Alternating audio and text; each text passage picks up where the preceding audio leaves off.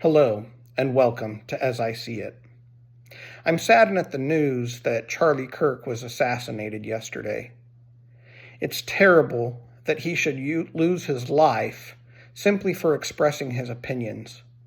His wife and children left to suffer simply because someone thinks that it's okay to silence opposition through violence. It is never okay to simply oppose people's ideas through violence. Whether it's on the fringes of the right or the fringes on the left, this has got to stop. I'm saddened and frankly sickened to see the reactions that some people have. I have a friend of mine who has posted about his teenage daughter coming home from school distraught. He spoke with her, and what really disturbed her was there were other girls at her school who were watching the video of Charlie Kirk being assassinated and laughing at the situation and basically saying, good riddance. It's good that this guy's gone, what have you.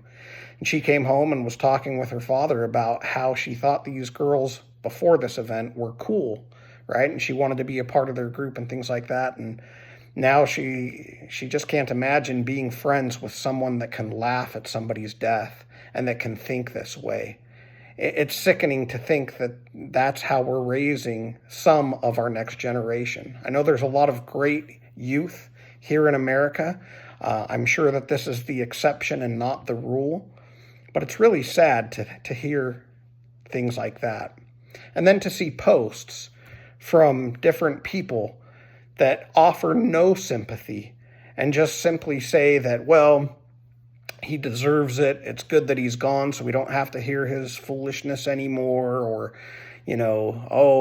the people on the right, they weren't sad when, Emerita Melissa Hortman was shot and killed and things like that.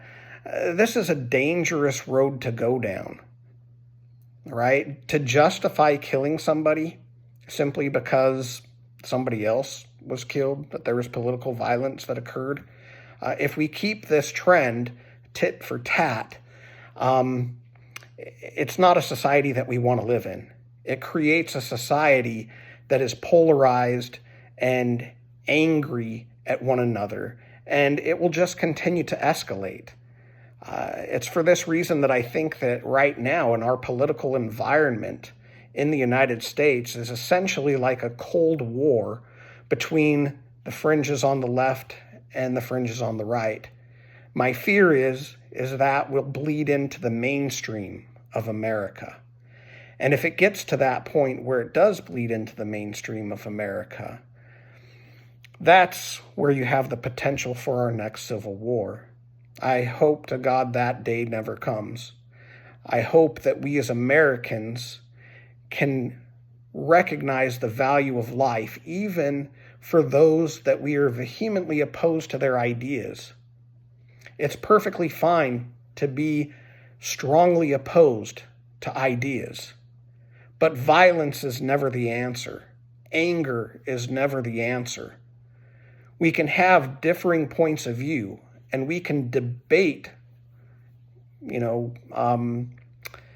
can debate those ideas with fervor, right? And we can hold to our beliefs and we can stand our ground, politically speaking. But the moment we condone violence, the moment we condone hate, we are on a slippery slope that will lead to destruction for ourselves and for the future of America. The prophet Russell M. Nelson has recently been quoted as stating, "Anger never persuades. Hostility builds no one. Contention never leads to inspired solutions."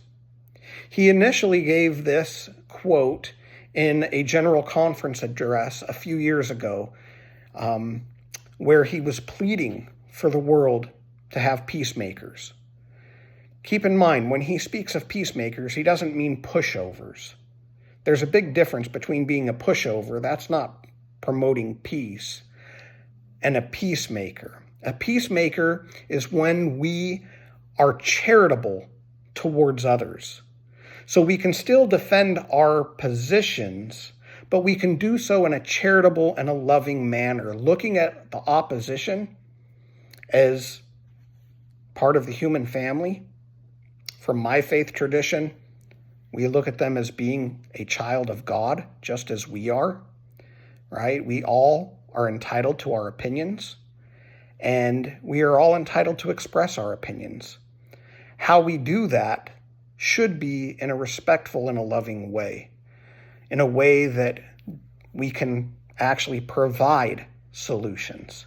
If we present our ideas hostilely or in anger, with contention, we're not going to persuade anybody. It just gets people to dig in their heels even deeper.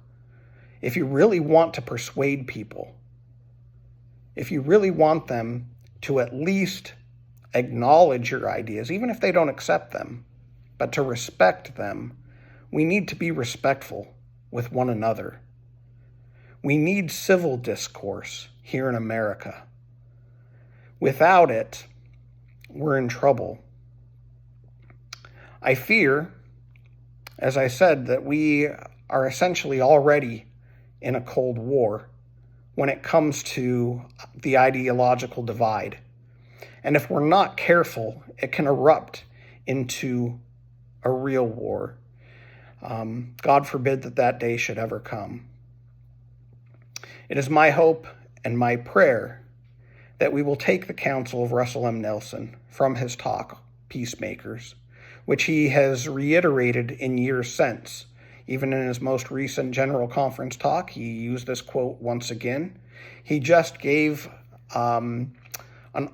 an article in Time magazine for his 101st birthday where he was pleading for this and talking about how over his 101 years of life, he has never seen anger lead to anything productive. It does not persuade. He has never seen hostility able to build anything lasting and worthwhile. He has never seen contention lead to inspired solutions. If we want to fix the problems that we have here in America and around the world, we're going to need to learn to work with one another despite our differences, despite our different ideologies.